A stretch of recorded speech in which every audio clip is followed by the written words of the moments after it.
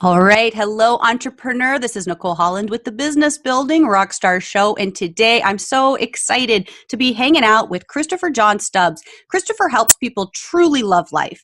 He has coached high performing individuals for over 10 years and has a superpower of creating an extremely safe place for people to go to the extreme depths that collapse time around problems. He's known for being able to shift the roots of lifelong challenges in minutes, and Christopher coaches very high achievers one-on-one. He offers unique and powerful live events throughout the year, and he serves his clients through affordable and accessible group programs.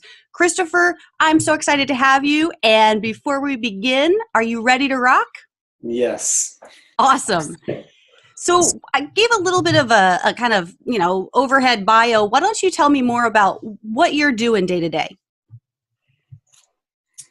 Well, I've been building my business out and scaling it now. So early on in the business, it was me doing all the marketing, me doing all the sales, me doing all the coaching, me doing everything. And I've been in the business since back when no one knew what being in the coaching business was, and everyone thought I was a weirdo. So, and many of the big names you see out there today are out there as a result of working with me. So what my business looks like today versus what it looked like in the past, a year, 2, 3, 4, 5, 10 years ago is completely different. So today, I have now several people on a marketing team that's full-time staff. I have several people on a sales team that are full-time staff. I have an attorney on staff and a couple, 2, 3 different assistants on staff now. So it used to be me doing everything. Now it's more, I don't start my work day till about 10 a.m. typically.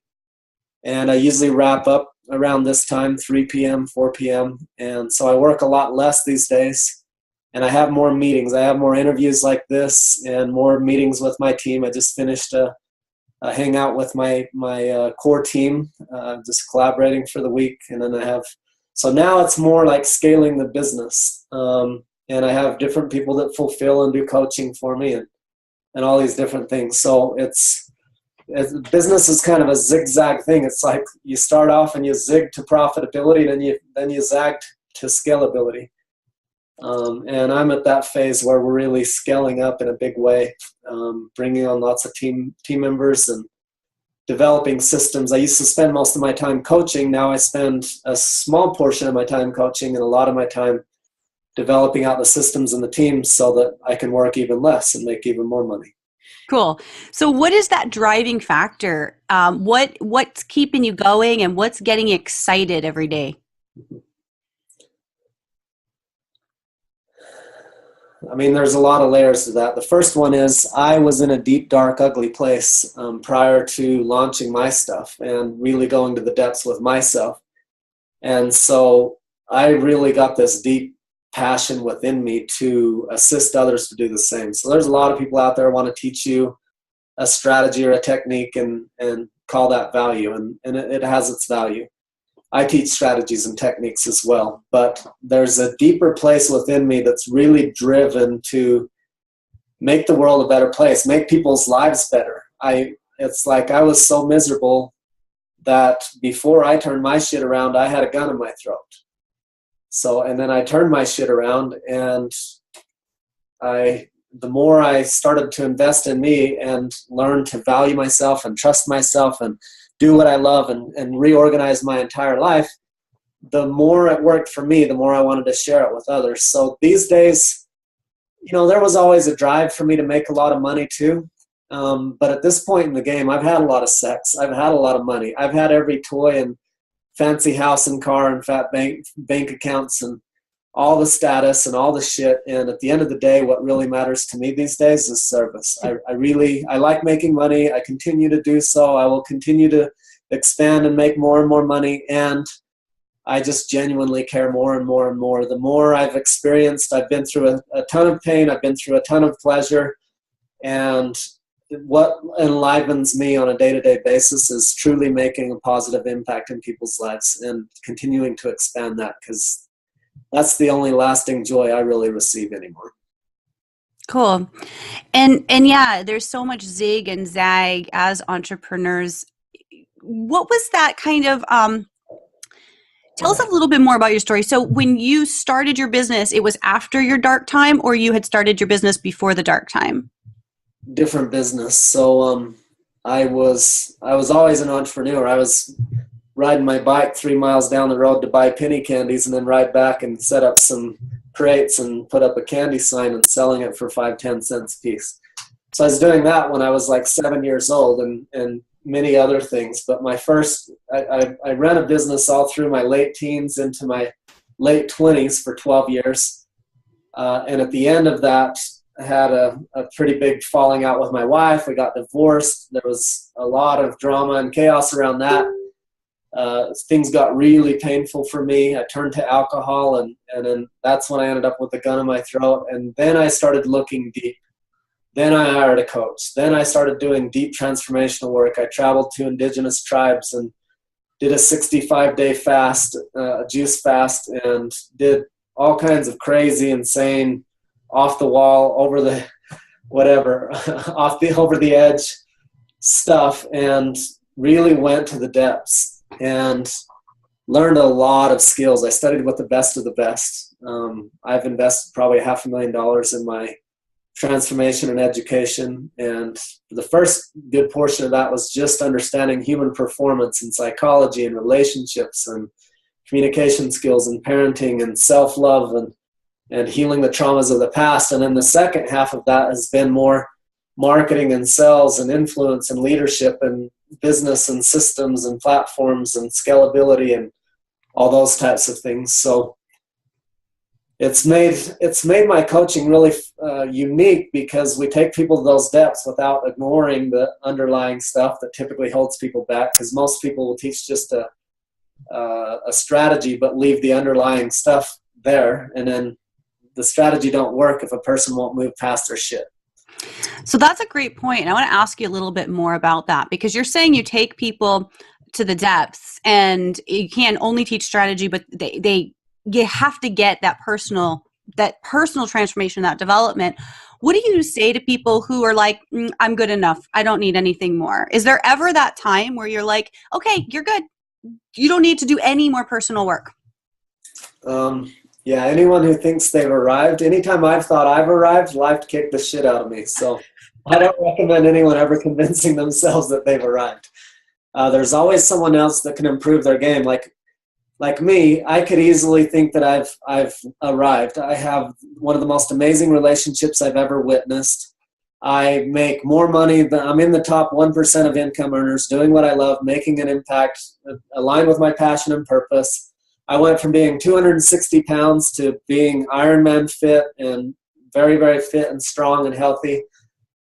It would be pretty, and I do high ticket sales. I've sold $250,000 programs to people over the phone that I haven't met before over a 2-hour call. So I can sell from the stage. I'm powerful in person, live events, whatever, one-on-one. So I've walked the walk. I've been in the game for a very long time, and I command very high rates. And I just got off with my team, and I was like, hey, if we're going to do this type of event that you're talking about, then I'm going to go get more training on how to sell even more effectively from stage, even though I've already invested tens of thousands of dollars, and I'm better than most on selling from the stage. But we haven't been doing sell from the stage events for quite some time. We do webinars and different things, so it's similar principles. I understand marketing, I understand sales, and if I think I've arrived, I'm an idiot. There's people out there that specialize in very unique niches, and I'm glad to shell out 5, 10, 20 grand here and there to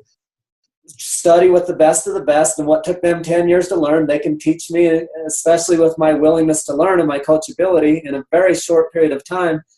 I can earn back. If I pay them 20 grand for that training, I can go put on one event and sell $1 million worth of stuff and pay 100 times what I invested in it. So anyone who thinks they've arrived and that they're good, that's fine if that's where you're at. But for me, I will always be learning and growing and studying from the best of the best in whatever I'm expanding in at the time. Yeah, great points. And I think that, because people are listening in and because it's my show, I'm going to tell you that it is not okay because I have the mic. And if you think that you've arrived and you got no work to do, you are wrong. You are just flat out wrong. Yeah. So one of the things that I find, and I would love to hear about your experience with this, is that when entrepreneurs decide, okay, I'm going to start a business, and they have an idea, they say, okay, I'm going to quit my job. I'm going to give it all up. I'm going to put everything into it, and I'm going to hire a coach. And now I've hired the coach, and so in 3 months, my business I'm going to be making $100,000 a year or $100,000 a month from zero. And this coach, they know how to do launch plans, and so hiring them, that means that it's just going to happen. And then I'm going to go out and take photographs and go hiking and just chill. And it's like all magically going to happen. And I'm sorry to say, it is not. So, I have not arrived to where you have, but I have arrived where I am so flippin' happy. I feel so good every day. Do I have all the money I want to have? No, there's always going to be more. Do I have a relationship? No, but I am so happy today. And I know that I am doing everything I need to do to be on that trajectory to where I am always going to get to that next level. And when I get to that next level, I'm going to want to get to another level and another level. And I think that is one of, for me, in working with the people I've worked with and encountering the people I've encountered, that is one of my biggest frustrations, where people talk about how it's like, okay, I just need to do this and then everything's fine. And the idea that you can pay another person and then it's enough, like osmosis or something, I don't know. Yeah. Your turn. You're absolutely right. And a lot of that has to do with what they're being sold, what they're being marketed. So there's a lot of people out there that market magic pills. And I love that you're calling a spade a spade. One of the ways I love, so in the industry, it's very common for people to have a very low success rate with their clients and to be okay with that. So they sell, a high, they promise big and sell this magic pill, pay me money. I'll teach you my 7-step system of how I earned, $100,000 a month or $100,000 a year, depending on who you're talking about in the game. And boom, so the sales pitch is literally convincing them that it is that. And so they're seeing that all over the place, so they kind of make up that that's reality. And in the same, we have this phenomena within us where we see someone's success and it looks like an overnight success. Like you say, I quit my shit and my old business, sold it all out, had money to invest, and started my new business, had some success, took some big falls, rebuild, big fall again, frickin' 7 years later of feast and famine, then I started making the final breakthroughs that allowed me to have consistent climbs and haven't had a big downfall since. But if you add up all the failures that I had along the way and all the challenges and all the time in that, sure, I could say in 2 months I doubled my business. I could honestly say that. I've done that probably 25 times. But years in the making. Yeah, there was a whole bunch of shit that happened before that. Yeah. I think that's really important to keep in mind, in that no overnight success. There's always long story. So there have been a few of my clients. So the results vary always. The honest truth is some of my clients have paid me money and they did not get any of the results we intended for them to get. I hate that. I don't like that. And sometimes they just don't fucking do it. Yeah. And so you give them everything. Now I give all of me to all my clients, and one client may get nothing or not create any tangible results. All of them get intangible results, but one of them may not actually take the actions and do the shit required to get the tangible results. Another one might get medium, and some really go for the gusto. And there have been some extreme cases of people who have had the failures in the past and have taken leaps, and they're not brand new jumping into it. And they've already kind of established a business, and they've got most of it lined out. Now I've taken a person like that and jumped them in 3 months. Like, it's insane what can happen in 3 months for someone like that. Like, I've seen people jump from 10 grand a month to 50, 100 grand a month in 3 to 6 months. Yeah, but I think it's so important to have that foundational piece. Like, I totally, like, in my opinion, I do believe, I know you can go from 0 to 100,000 in a month. No problem. You can go from 0 to 500,000 in a month, but it doesn't happen in a month isolated. It may mean that you've spent, 9 months building out that funnel, or 6 months to the launch, or maybe, you've been studying and putting away energy and time and resources, and you have a team of people support. Anything's possible, but it ain't possible just because you want it. You got to do something for it. Yes, exactly. And there's lots of layers to that. So mindset is the biggest thing. There's people that I've taught in every strategy, every technique, every skill, every principle, every bit of information they could possibly need to have that level of success. It's all there, but they don't have the mindset, the personal belief, the confidence, the willingness to take that leap, or the commitment to follow through, or whatever, and boom, that can kill the whole thing, even if they have everything else they need. It's like trying to make chocolate chip cookies without sugar and chocolate chip. It's just not the same. So I can give a person all of the ingredients, but if they don't utilize all of the ingredients, you don't have chocolate chip cookies. No matter how much you want it, no matter how many times you watch The Secret. That's awesome. Oh my gosh, you just touched on something and I thought, oh, there's a victim mentality also that I think even people who a lot of times they think, well, I'm not a victim. I don't have a victim mentality. But then they don't get the results that they want in the way that they want because they have this scripted in their head and this is the way it's supposed to be. And so then rather than saying, okay, this is what I'm bringing to myself, what does that mean? What needs to be tweaked? Why is this showing up for me? How is this serving me? It feels bad right now, but there's something there for me to learn and expand and grow. What is that? Instead, they look at it and go, well, I knew this wouldn't work. Well, I knew this, I knew that. And it's always this negative stinking thinking. Do you find that is common? Like, do you run across that much? Because it's something that I've been seeing a lot lately.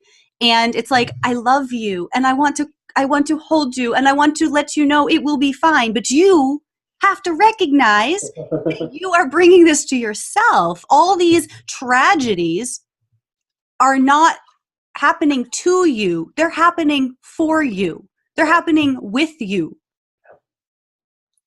Seen it over and over. It's definitely a key part. Even if you're, all you have to do is say, who here perceives themselves as a victim? You probably wouldn't have very many people raise their hand. Then you say, how many of you have been in an argument within the last 2 weeks? And you've got your proof right there, because every single argument is simply a race to prove that you're a victim. It's a race to the victim position. There's 3 roles in every argument: victim, villain, hero. And if you're arguing, you're basically trying to prove that you're the victim. Otherwise, you wouldn't be arguing. You'd just be stating facts and communicating in a way that moves forward productively. So anyone who's been in an argument, no one wants to think of themselves as the whiny, complainy, victim-y person that, for me, that was like my mom and my aunt, right?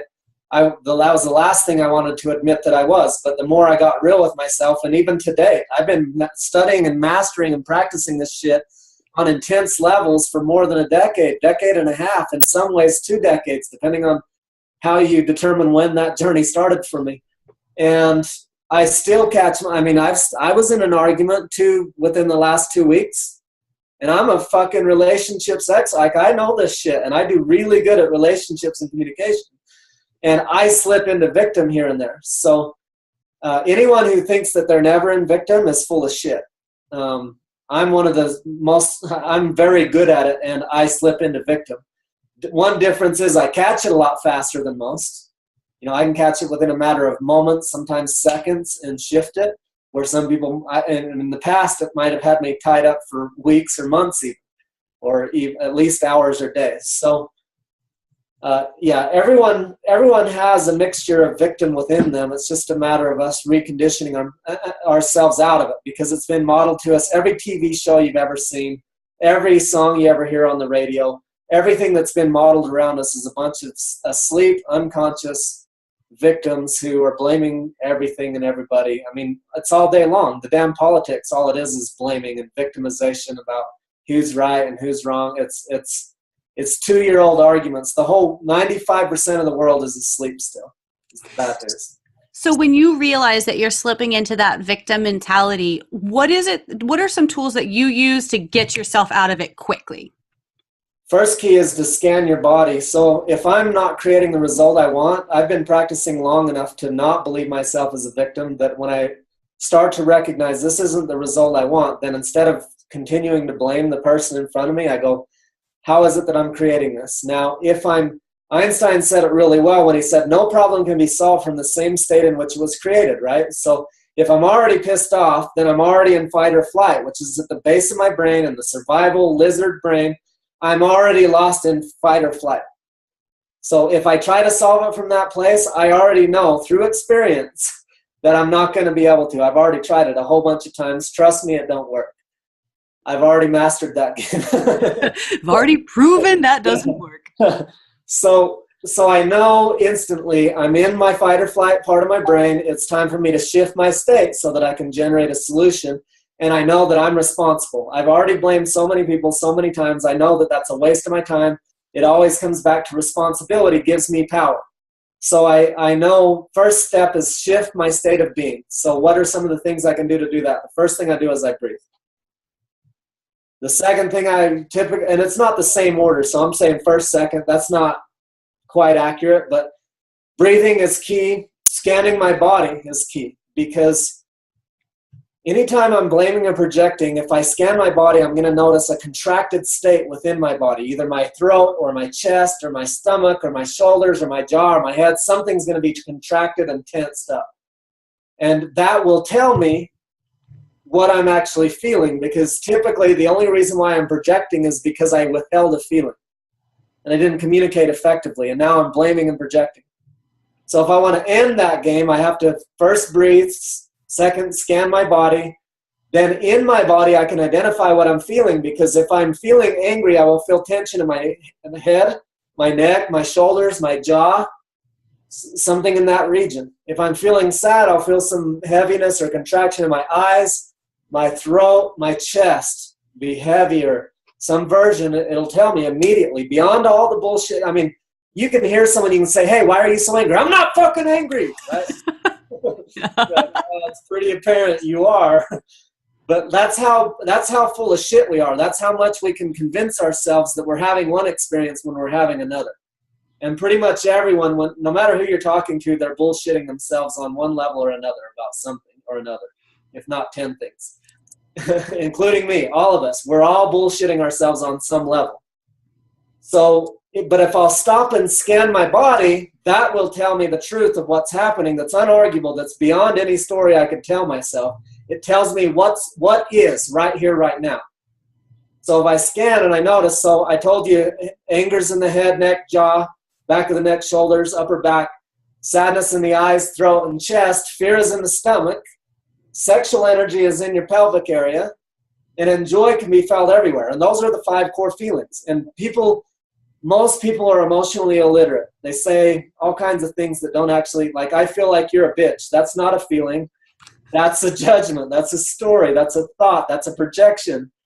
It's more like I feel angry and I'm making up the story that you're a bitch. That would be communicating effectively. I mean, other than they might say, F you, don't call me a bitch, right? But understanding what we're speaking about is critical, and understanding what we're feeling is critical, because that brings us to the truth of what is right now and helps us separate all of our judgments, all of our stories and projections and blame and attack and all the victim patterns that we generate. So step 1, breathe. Step 2, scan your body. Step 3, while scanning your body, let your body tell you what core emotions you're feeling. Next step, communicate authentically in a way that's unarguable, that doesn't place blame outside of you.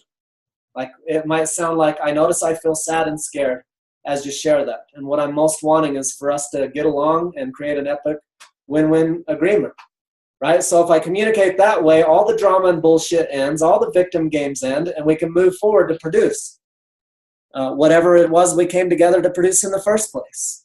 So really it's about having the tools to be in my center so that no matter what you bring to me, I'm good to go. And some of the steps, there's more to it. I mean, I could go on for months, literally, but literally, if we were to teach a simple process, it'd be like breathe, scan your body, identify the core feelings that are happening within your body, speak that in a way that's unarguable, and maybe move your body and create some space, and then move into co-creative communication or something like that. Okay, that's amazing, and I so appreciate you sharing these techniques.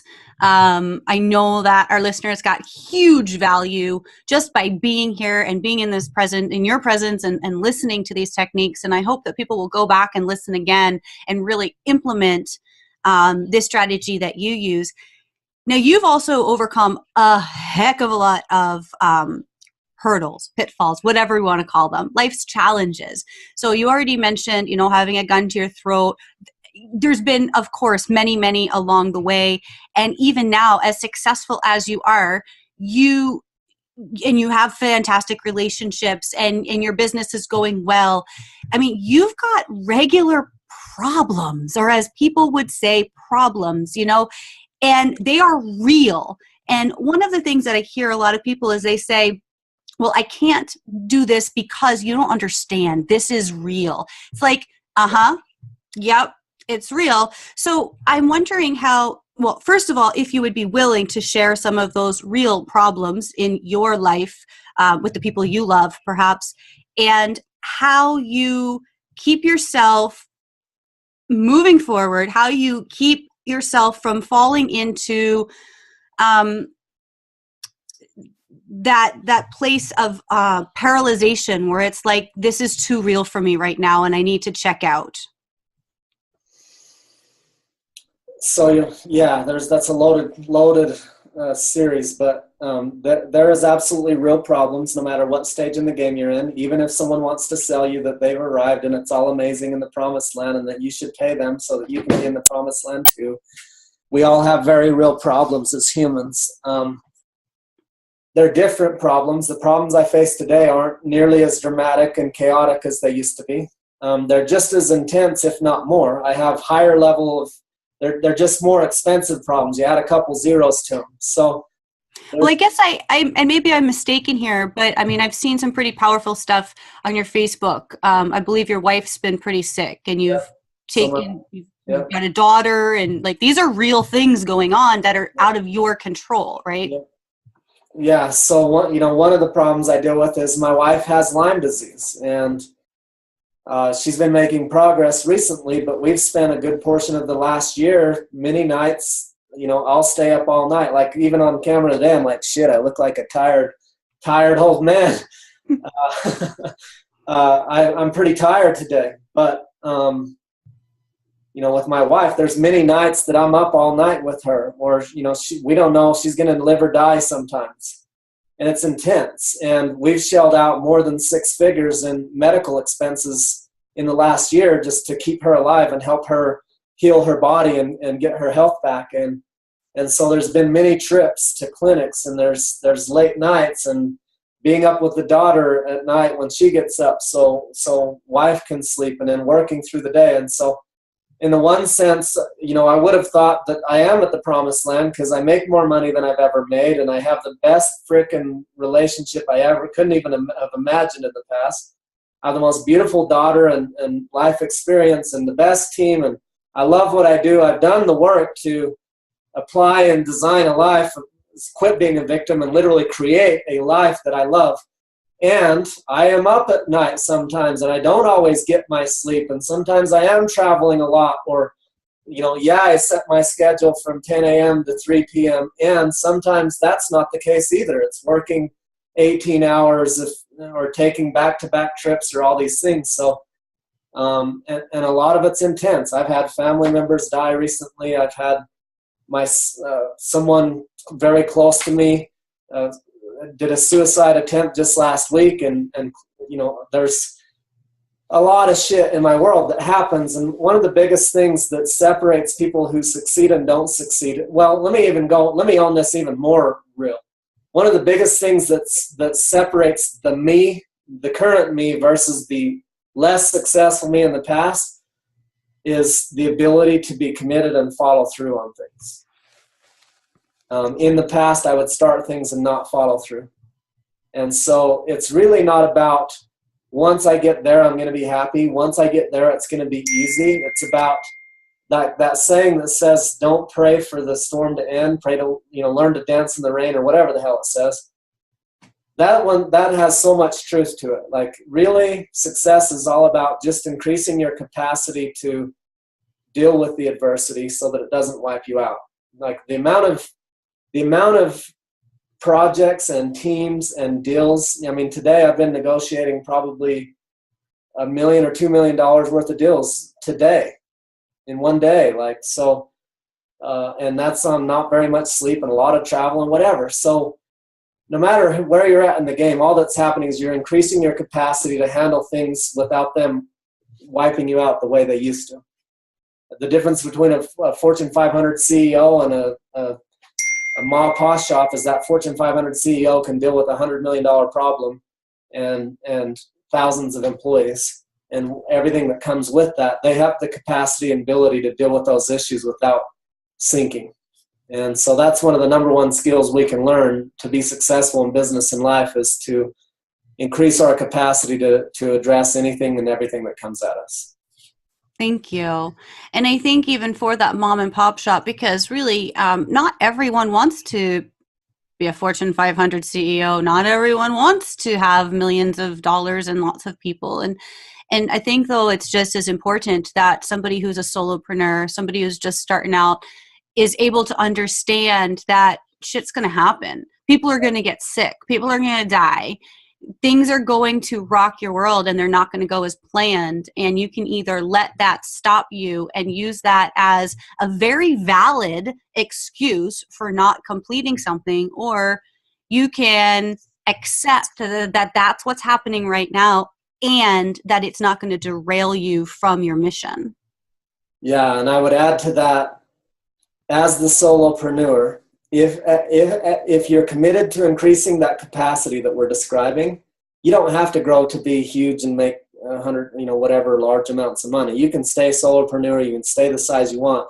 And if you implement those types of skills and increase your capacity, then you could deal with twice the intensity in half the time and have twice as good of an experience, because it's not the intensity that determines the experience. It's what's happening inside of you. Like, I did an Ironman a couple of months ago. I was smiling. Everyone thought of, they like, you're the guy that was out there smiling. I'm like, that's right. I was out there saying, complimenting everybody and thanking the clouds and just relaxing and breathing and bringing myself present. And literally I was having the most blissful, it's 140.6 miles. And it's an insane feat, and yet I was out there smiling and complimenting and supporting and cheerleading and just in a total space of gratitude. So one person may have grinded through that same feat. You could put, there was thousands of people doing it with me, and I was probably the happiest guy out there, right?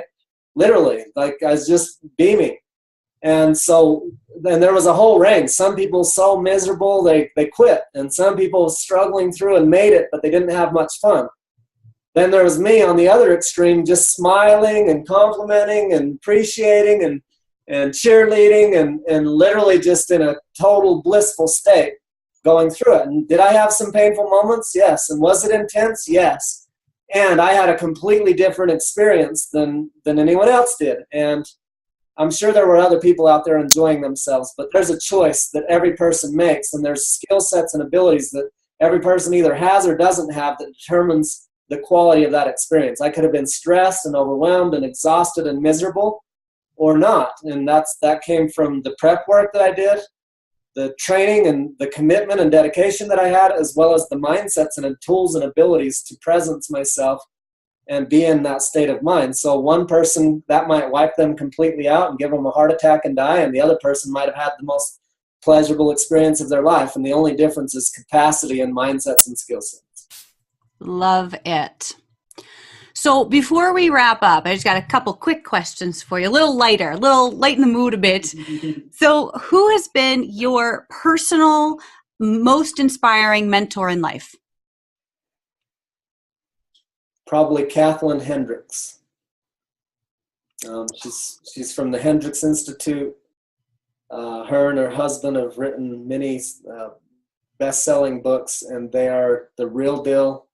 They've worked with the highest end clients in the world. I mentored under them as an apprentice for several years, and worked with them directly. It was the most phenomenal experience of my life. They coach people like Oprah Winfrey and the highest level of clients in the world. They're the most highly skilled people I've ever seen to facilitate true transformation and breakthrough. I'm an extremist. I always seek out the best of the best. I've trained with the best and the best all across the world in all different fields and realms, and there's many of them that are phenomenal. But at the end of the day, that's my go-to. That's the stuff that's made the biggest impact for me, for my clients, for everyone that I know.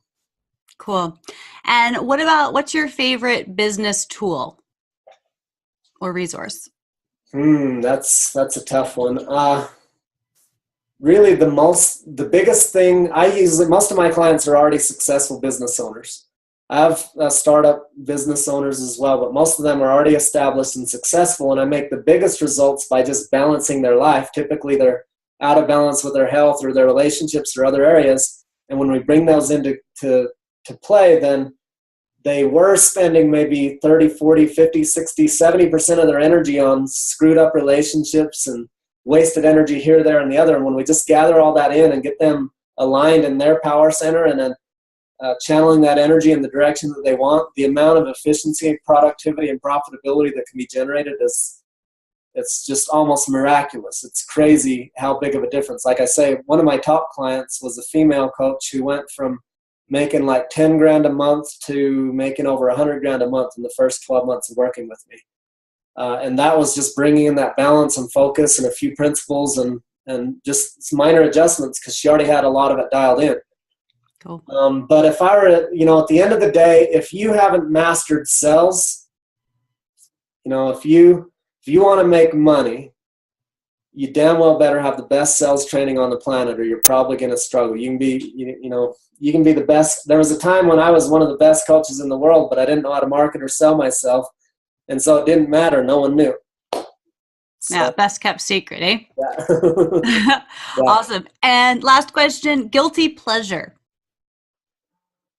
I like dark chocolate. I'm not guilty about any of it, but I love sex. I love chocolate.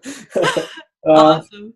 I have right now I quit Ironman. I didn't quit Ironman. I just chose I'm going to bodybuild now. So I've been bodybuilding for the last couple months, and my coach has me do this thing where he has me just eat whatever I want for an entire hour once a week. And it's really enjoyable. But what I typically eat during that time would be like some chocolate and some chips and salsa, and maybe a baked potato. So I still keep it quite clean. I'm quite the little extreme perfectionist, but even my cheat food is really healthy food. But those would be my little go-to treats that I really love. Nice. And you and I have connected because of AJ Amex, and it's funny, I have to say, that as a child, he and I connected on selling candy, and I thought that was interesting that you sold candy as a kid. And his guilty pleasure is dark chocolate. Wow. Yeah, funny times. Pretty awesome. So tell us, how can we connect further with you, get more wonderful Christopher John Stubbs, and yeah. Awesome. Thank you. So ascendyourlimits.com is my website. Lots of good stuff there. We just did a complete remodel and overhaul there, and it's really awesome over there. So go check that out. I have a strong following with constant value creation on Facebook. So just Christopher John Stubbs on Facebook. If you go, I have a Facebook group called Limitless Legion. Free group, tremendous value. A lot of members who contribute and interact. It's one of the most real and honest and raw groups on the whole internet, and it's just a really powerful place to get supported. I have hours and hours of free training in there that train on money and sales and self-confidence and relationships and all kinds.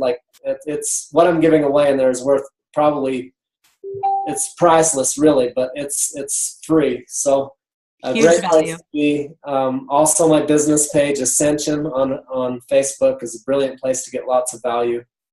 Those are the key areas. I'm also on other social media platforms, but that's enough. All right. Well, thank you so, so much. We did go a little longer than expected. I really appreciate your time and your willingness to contribute and share your vulnerability. So thank you. Thank you.